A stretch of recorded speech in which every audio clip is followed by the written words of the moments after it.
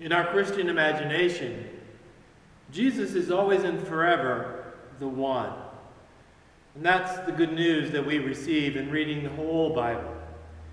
But of course, in the Old Testament, there are a couple of individuals who also occupy that very, very special ledge or place of respect and honor. One is, of course, David. And that last story may just be something to ponder. David's somewhat counterintuitive receiving this gift and then sacrificing the gift in order to lift up and praise God for the blessing of life and being together.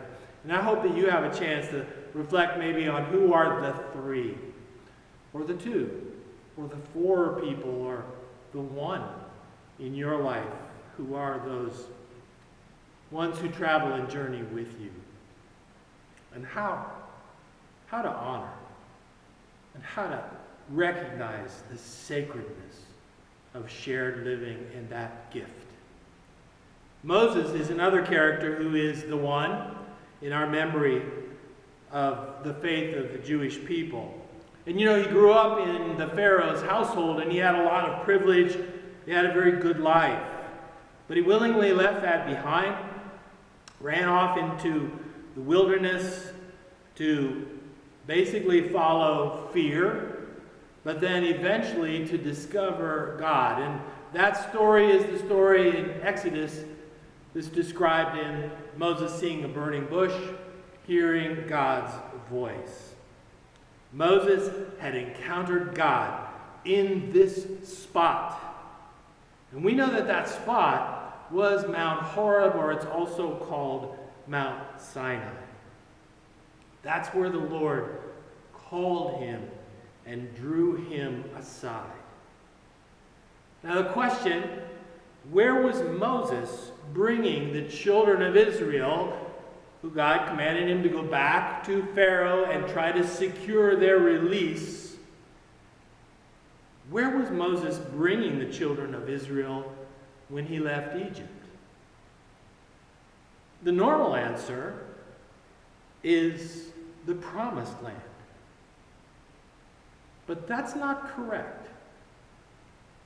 For after all, we recall the words that Moses is directed to share with Pharaoh, "Let my people go, so that they may worship me in this spot in the desert." God is speaking to Moses.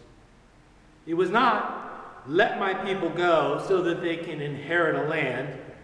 Why would Moses take them to their promised land before first introducing them to the promiser, the desire of ages? If he had taken them first to the promised land, they would end up loving the promises more than the promiser, God himself. Moses just couldn't wait for the children of Israel to have this encounter with the God that he himself had come to know. Perhaps we've done that a bit in the church as well. We've preached more about what Jesus will do for us rather than who he really is. As a result, maybe we've cultivated many who serve God primarily for benefit, rather than in a joyful response to who he is. Moses had this taste of the intimacy. He knew that God is more wonderful even than his blessings. God's main purpose in delivering Israel was so that they could know him and love him. He desired to make himself known to them. He said, "I bore you on eagle's wings and brought you to myself." And this was true of Moses, and it was true of David, and it was true of Isaiah, and it was true for the Apostle Paul, and it's true perhaps for many of you, and it's true for me. This desire to actually have a goal and a measurable sort of purpose, but more than anything, to have a relationship with the God of giving and life and love. Years ago, when I was just beginning my career, I finished my schooling to be a pastor, but I was so young, and I was pretty self-assured in some of the skills as I understood them being a pastor, but preaching gave me some fear. In fact, the night before preaching, I would have a hard time sleeping. I would be a little jittery. And I came up with the idea that I'd read about, that maybe if I prayed and meditated and visualized the actual act that gave me fear, preaching, if I actually kind of thought that process through, that it would diminish my anxiety.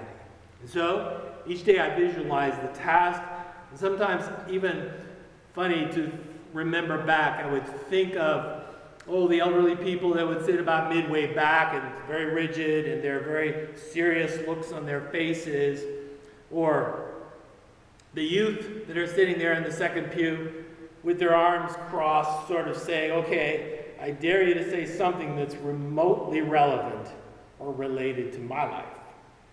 And then what I call the Crayola section, the parents of elementary kids and those children with their bulletins open to the pages that we put in there so that they could draw pictures. And gradually, I got to the point, after doing this, meditating and actually practicing preaching, at least it was no longer ruining my week, anticipating preaching.